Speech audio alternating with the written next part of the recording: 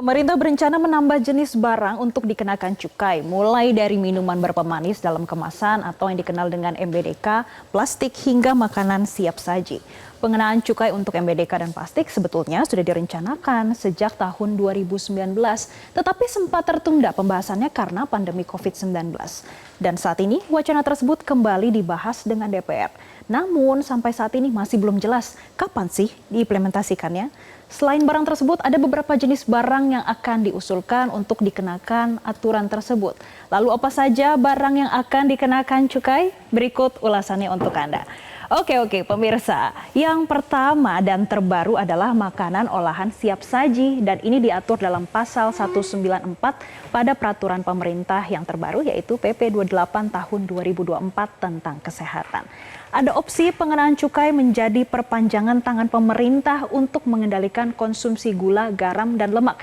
Nah, kita lihat ya pemirsa, ini untuk pasal 194 ayat 4 di PP 28 tahun 2024. Jadi untuk ada penetapan batas maksimum kandungan gula, garam, dan lemak atau biasa kita singkat dengan GGL, ini pemerintah pusat bisa menetapkan pengenaan cukai terhadap pangan olahan tertentu.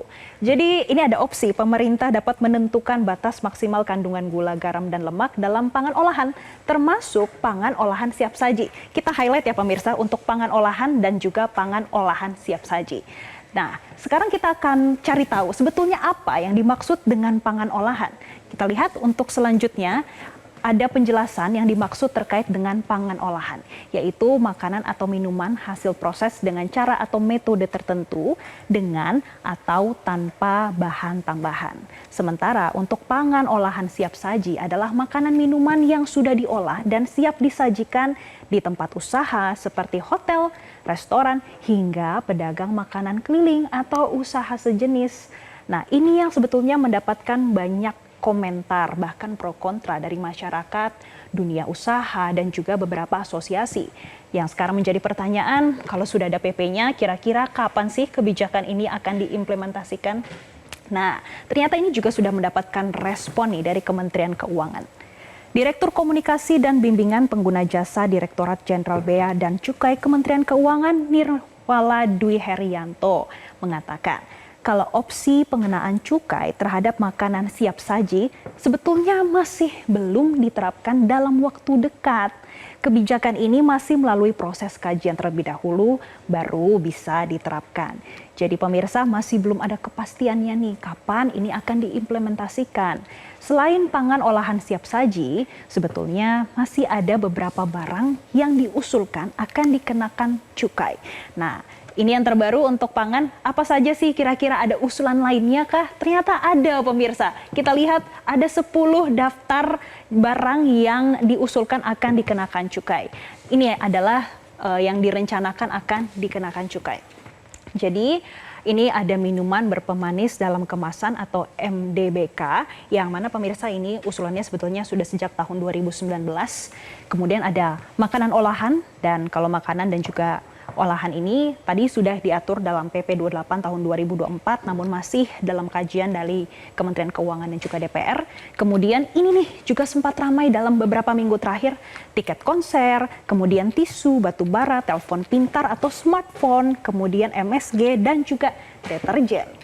Nah, Direktorat Jenderal Bea dan Cukai atau DJBC Kemenq memang mengkaji potensi pengenaan cukai terhadap beberapa jenis barang. Tapi pemirsa perlu diingat, Direktorat Jenderal Bea dan Cukai Kemenq kembali menegaskan, DJBC belum melakukan kajian terhadap barang olahan ini nih untuk kena cukai baru atau yang biasa kita kenal dengan BKC ya pemirsa. Dan untuk menjadi bahan kajian barang kena cukai atau BKC baru, ini harus ada persetujuan dari DPR. Setelah ada persetujuan dari DPR, baru masuklah ke dalam Undang-Undang Anggaran Pendapatan Belanja Negara atau yang biasa kita sering dengar UU APBN, namun dalam tahun pelaksanaan anggarannya. Adapun 4 kriteria untuk dikenakan dalam BKC. Yang pertama, barang konsumsinya harus dikendalikan. Kedua, peredarannya harus diawasi. Yang ketiga, penggunaan atau konsumsinya menimbulkan eksternalitas negatif bagi kesehatan dan lingkungan, dan kriteria perlunya pungutan negara untuk keseimbangan.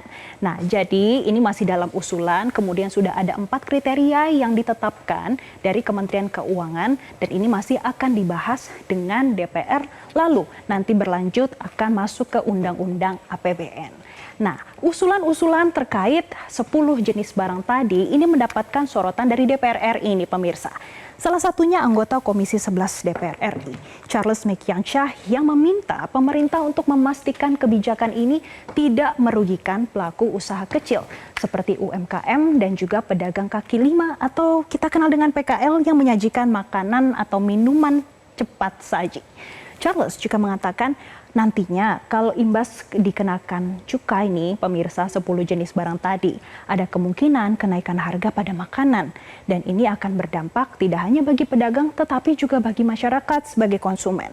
Dan Komisi 11 berharap harusnya pemerintah memiliki keinginan sosialisasi yang optimal sebelum kebijakan ini diterapkan. Karena masyarakat tuh perlu ya pemirsa untuk memahami gimana sih kebijakan pengenaan cukai pada makanan dan barang lainnya. Apakah nantinya akan bermanfaat kembali bagi masyarakat? Nah, itulah yang menjadi sorotan dari Komisi 11 DPR RI. Dan perlu diketahui juga nih pemirsa, kalau tadi ada 10 barang yang diusulkan untuk dikenakan cukai, memang kira-kira saat ini ada berapa barang sih yang sudah dikenakan cukai? Nah, jadi pemirsa ada 3 barang yang sudah dikenakan cukai dan saat ini belum ada tambahan. 3 barangnya, yang pertama adalah etil alkohol atau biasa dikenal dengan etanol, kemudian ini minuman yang mengandung etil alkohol dan juga hasil tembakau.